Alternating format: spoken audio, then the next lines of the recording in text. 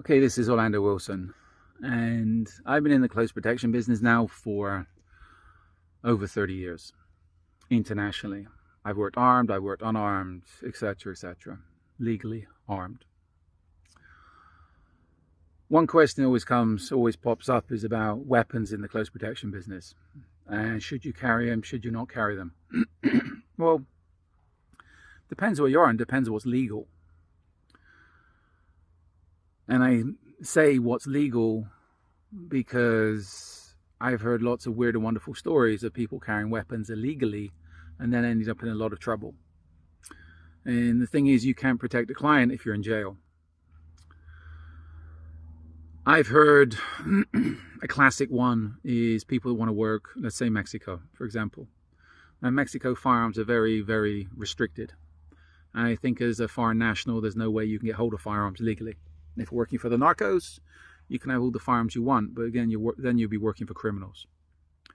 If you're caught in Mexico with an illegal firearm, you're going to jail for a long, long time, and you ain't going to have fun in jail, not being a foreigner. If you're caught carrying a firearm illegally in Mexico, let's hope you got enough money to buy your way out. If not, you got big problems. Caught by the narcos, you're going to end up being even bigger problems. I don't know, Mexican jail or a fairly slow death by the narcos is about the same. So this is where, wherever you're going, part of your threat assessment needs to be what weapons can you carry legally and what are the laws on use of force. In some parts of Europe and some countries in Europe, you can get hold of firearms for close protection, private security purposes. But if you use that firearm, you got big legal problems. You're going to be going to jail. You're going to have big issues. You're going to get arrested. So it's one thing having a weapon, it's another thing using it. Because again, that can cost you money. And even if it's lawful self-defense, you're going to get bounced. Okay, people that carry weapons illegally. I used to come across it all the time, and I hear stories now of people in UK. I use UK as an example because their self-defense laws and weapon laws are extreme. You can't have anything. I used to come across people in London carrying various things, batons, etc., pepper spray, stun guns. To me, it's childish and it's ridiculous. There's no need to carry those type of non-lethal weapons in UK. To me, they're non-lethal. They're not worth anything. They can get you into more trouble than anything. The issue is carrying an illegal weapon, and I'll use UK again as an example, a non-lethal weapon in UK, is what's going to happen if you use that weapon. If you use that weapon on somebody and that person reports it to the police or the police turn up, you're going to have big problems for using an illegal weapon. You might be able to walk around with it and show it off and pretend you're a badass because you got some pepper spray on you. In the US, you can buy it at any convenience store, but it's a legal weapon in UK, which to me is ridiculous. But you might think you're a gangster because you got pepper spray on you in UK, but if you use that pepper spray, you're going to have major issues.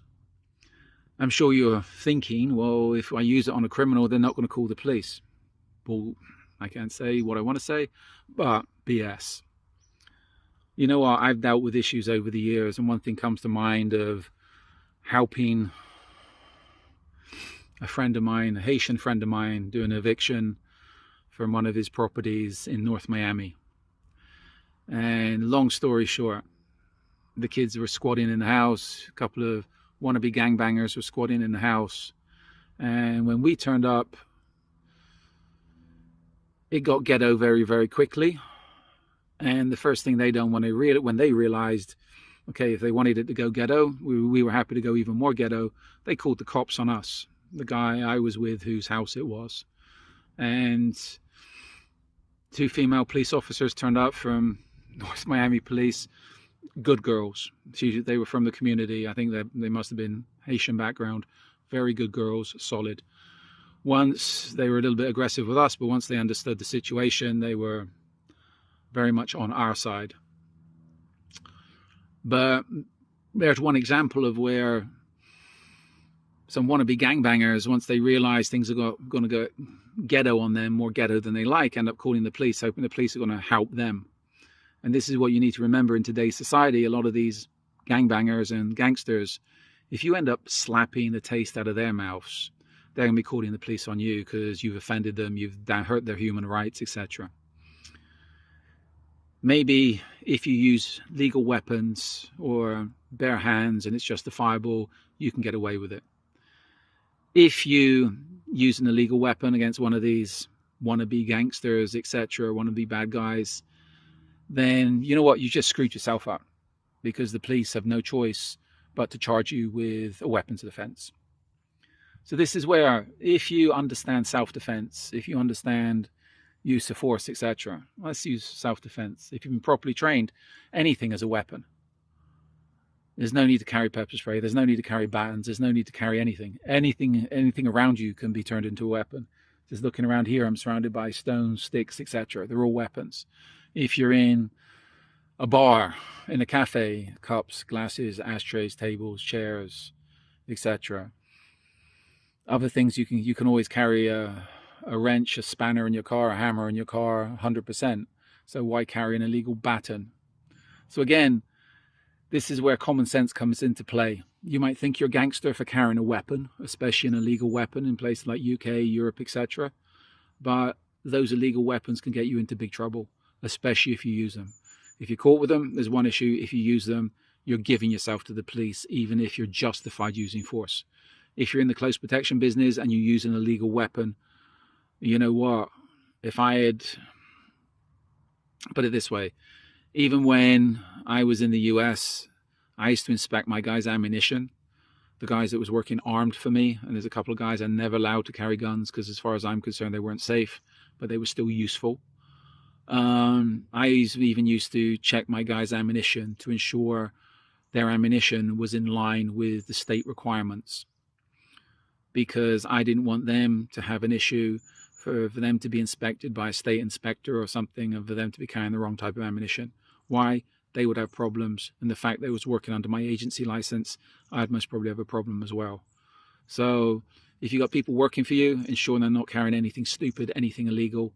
And again, from a personal self-defense perspective, you know what? Work within the laws of the area you're in, and there's plenty of everyday objects that can be turned into weapons. So keep it real, act your age, don't do anything stupid.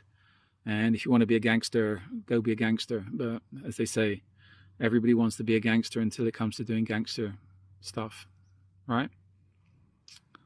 Okay, I've got 3 books on social media specifically to do with close protection.